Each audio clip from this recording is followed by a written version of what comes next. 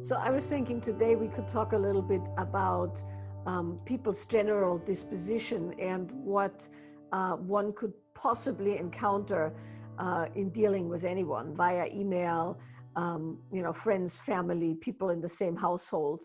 Because one of the things that I've really noticed, both in my interactions with people and also in the questions people have asked, is how do you know if somebody's stressed, or how do you know if somebody is dissociated, and what can you do about it? So this is interesting, actually, line of inquiry here, or topic. It's about like how to deal with other people who are stressed, not just how to de-escalate your own self. Because we've talked about before how to de-escalate yourself, how to try to bring yourself out of a fight or flight state in which you lose certain higher brain functions, not so easy to make good decisions, you start to do more rash things, fight or flight kind of stuff. And we've talked a bit about that, how to come out of that. But you're talking about, okay, how to deal with other people who may be in the grips of the same sort of dynamic.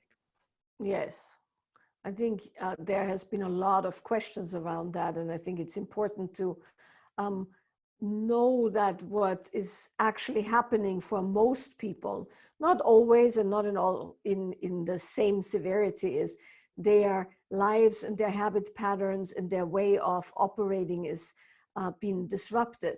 And in any disruption of habit patterns, there is a feeling on one end of a general irritation. Anybody who's ever tried to stop something or change a behavior knows that that produces kind of a jangly, anxious feeling in the nervous system. And then on the other hand, there's this feeling of not having solid ground and not being anchored in the daily habits and patterns, which causes a feeling of stress, dislocation, could be dissociated behavior based on not knowing how to anchor, and can also be a feeling of kind of aggression or not being able to deal that comes from being so off kilter. So certainly we're seeing, I think, a whole spectrum from some people being quite heroic or resourceful or in a certain sense rising to the challenge, and others, due to all sorts of reasons, having a much harder time. What are some of the signs that someone you're interacting with may be in such a state? Because as a counselor of many years experience, that's one of the things you're trained to notice when someone's dissociated or when someone's not in their right mind or their usual mind. So what are some of the signs that people might be able to spot? And then we'll talk about what strategies one may be able to use if that situation is indeed happening. Well, I think it's not only when people have a hard time, even if somebody, like you said, feels quite resourceful or heroic, that's still a different behavior than they usually display. I was doing a session with someone this morning, and they were certainly in the heroic, resourceful camp, but because of that, they were a lot more, let's call it, aggressive and short and kind of, like a general in war. And it was very positive, but it was still a bit jarring to see somebody who's usually very laid back and relaxed be a lot more active and focused. So I think any kind of behavior out of the ordinary, what we know from people, can be looked at as a way to cope and to deal with things. The problem with someone changing their behaviors in relationship to you is that you have to then, you're forced in a certain sense to relate to a different person than he was previously or she was previously. And that can be quite stressful on a certain level. What I was driving at with my question, and perhaps you're just answering it more broadly, is that some people are coping poorly, or you may encounter some people who will take out their stress on you, or will not behave in the ways that a person would reasonably expect. There are lots of traps that you can fall into if you don't know that's happening, or you play into that thing. It's an understanding that our interactions are different nowadays than they used to be with the same people or with strange people. And I think there's a huge amount of misunderstanding and dislocation when I hear people talk about dealing with their loved ones, the people at home, their children, and also, people that they have to work with or interact with in the business sector or support sector. So the reason I was saying that I think any behavior out of the ordinary can be looked at as a result of what's happening at the moment is that when we are used to being with people in a certain way and then they suddenly behave differently, that creates an additional feeling of not knowing how to be and an additional stress. When we have interactions with anyone via email, in person, on the phone, we can assume that their habit patterns and their habitual behavior has been changed, and so they are behaving a bit differently. And so when there is behaviors out of the ordinary, it's important to understand that that's not necessarily towards us, or that there isn't necessarily something wrong. There could be something wrong, but there isn't necessarily something wrong. It's just good to keep in mind that everybody is out of their routine, and a lot of people have lost their daily anchors around the way that they behave. And so within that, we can look at people who are kind of stepping up to the challenge, and they're very proactive, and they might even be heroic, or they might be really a support to their community. And we can look at people who are having a very hard time coping, and they feel very dislocated or even disassociated. And so you were asking, what are the signs of somebody being somewhat dislocated or disassociated? And I think one of the things to look out for is people who are unusually fuzzy. They can't quite follow a train of thought or a line of questioning. Of course, it's easy to detect when somebody has moods that are a bit unusual. Maybe they are very aggressive, or they are very weepy. Clumsy. Clumsy, exactly. What's the German word for that again? Klumsig. Klumsig. Bist du klumsig? Yes. So, those kind of behaviors should be and could be looked at with a little bit of extra compassion, and not as an irritation and some kind of sign that that person is disrespectful or resistant, but that they might have a really hard time coping, and that comes out in them not being as sharp or attentive. They might be a little bit more self-involved than usual. And one of the ways that sometimes we see it in customer service is people want to be in control of the situation, even though there's nothing controllable about what's happening right now. So they'll try and start enacting needs or boundaries that are entirely unreasonable, but give them a feeling of safety and security.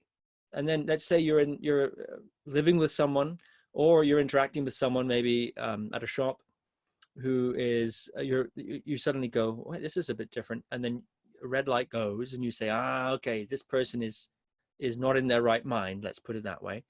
And I think that doesn't necessarily need to be a great display of aggression or a great display of fear or something like that. Just certain unreasonableness. Something's not quite connecting.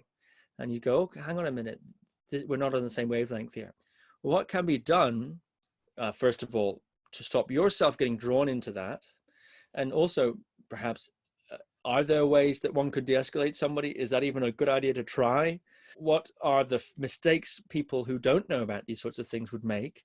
And what are the better behaviors to do to safeguard yourself primarily, or first, and then to optimize the situation? Mm-hmm. I think different situations need to, of course, be dealt with differently. So I'll start with someone in your household that you are now suddenly living with in very close quarters, or stuck with in very close quarters, however you want to say that. If you notice in your own household, in your relationship, or with the people you live with, that they're displaying behaviors that are out of the ordinary, either they're very aggressive, or they're feel a bit out of it and they bump against things, or they're very anxious, then of course with someone you know, you can just step back a little bit and say, do you want a cup of tea? Let's sit down. Or you can offer somebody touch and a hug. Some people you have to ask, some people you can just hug or touch on the shoulder or things like that. That of course depends on the relationship and the circumstance, but you can certainly attend to somebody's body if that's appropriate. And if that's not appropriate, you can just ask, how are you doing? Are you all right? Is there something I can help you with? How are you feeling? Some very simple questions that take it out of the context it's in and put it in the context of a personal interaction and a personal, compassionate interaction. And I think the more we can remember to do that, the better it's going to go for everyone involved on that level. If it's a customer service email of somebody being upset about something, or making some really unreasonable requests, or somebody in the store, things of that nature, there isn't much one can do other than maybe seeing if you can connect with that person on a more human level. But for ourselves, it's important to understand that it's probably not about us, and that person's probably having a hard time. So the lens of compassion and the lens of understanding that they might be off kilter is maybe the best we can do. But when it's appropriate to have a moment of personal connection, even if it's just eye contact or being friendly, typically makes a difference. I'm curious how the lens of recognizing or interpreting the situation as not being personal to you, how is that an action that does anything to the situation other than changes your relationship to the situation? Well, does it change the interaction? We don't know, but we do know that when we connect from the heart to another person, or with compassion is another way of saying that, it loosens our upset or our reactiveness to the situation. So within that, of course, when there isn't an additional threat or an additional irritation coming back at a person who is already at their wit's end or on edge or a bit frazzled or fried, it's a lot better for everyone involved. And if there's one thing I think we can do at this particular moment in time, is to assume that everybody's a human being trying their best in a strange situation. So you're saying that this lens, this compassionate lens, one of which the access roots is to, in a certain sense, recognize we're all facing difficulties and so on and so forth, and it may not be about you. It may not diffuse the situation, but it might help you at least not contribute from your side unduly to the situation, give you a bit less reactivity, a bit more space. What can one do if one's in a household in, say, lockdown of some sort, and you want to, in a certain sense, arrest the possible build-up and development of this sort of a situation? I mean, are there certain routines or certain activities that one can engage in, or suggest for everybody, that will mitigate the onset of these sorts of states that we're talking about, whilst everyone's still in their right mind? Mm-hmm. Well, I think there's a lot that can be done, and it depends, of course, on what people like, or how they are set up. But when in doubt, engaging with the body is always the go-to here. And it's easy to forget that, because suddenly we're all on the computer all day, doing Zoom calls and working and all of those things. So, as simple as putting some music on and having everybody move around or jump around or dance around. If exercise can be had, if people live in areas where they can go out in nature, go for a walk, or even go out on a balcony and move, that's very good. Of course, amongst couples, or even parents to children, if you can, and even flatmates, if appropriate within the health and other situations, giving each other a simple foot massage or a shoulder massage or a hand massage or a scalp massage, really, really important. And then the other thing is that when people are really out of their routines, that being out of the routine has a positive and a negative aspect. The negative aspect is, of course, that the nervous system is a bit jangly because the anchors are gone. The positive aspect is that when you kind of shake things up, that creates a different kind of access to things and more creativity and the ability to change some things around. So I think it's important to keep some routines that are familiar and that are kind of anchors, particularly when you have children, for instance, right? Like having the same breakfast routine that they've always had, for instance, right? Or certain meal times or certain mainstays of the household.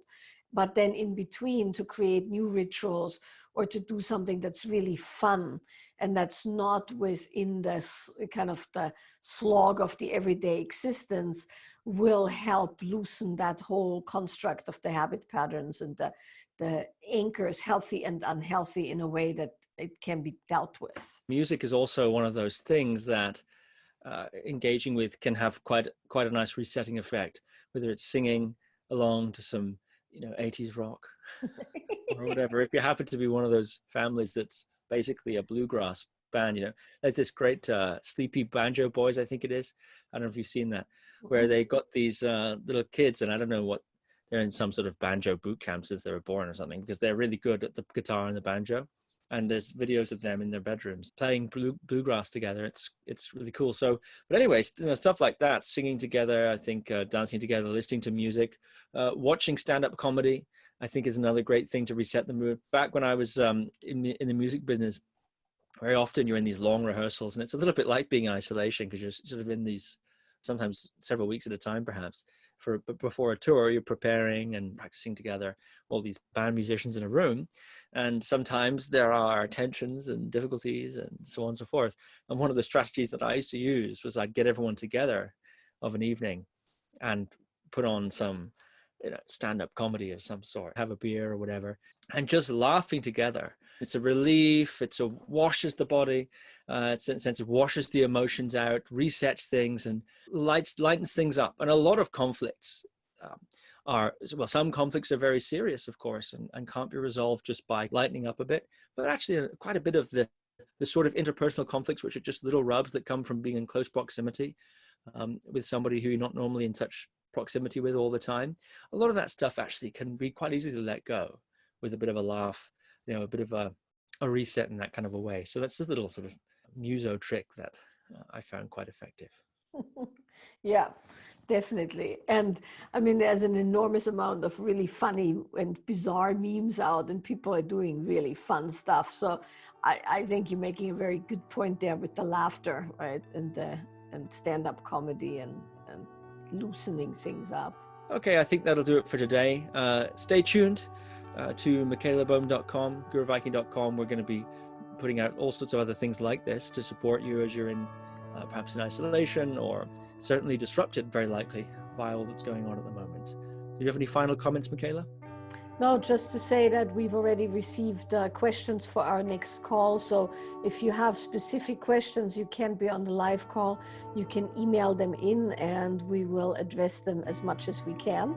We'll post the live call announcements on Facebook as well as on Instagram. The website has all the contact information for emailing. So it's workshops@michaelabohm.com.